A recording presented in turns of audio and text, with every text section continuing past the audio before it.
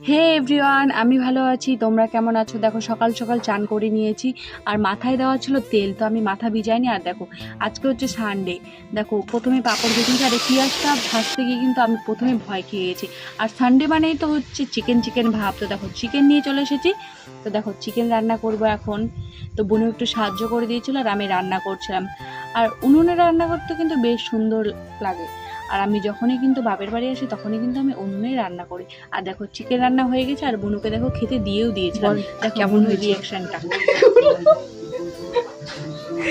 বল বল কেমন হয়েছে।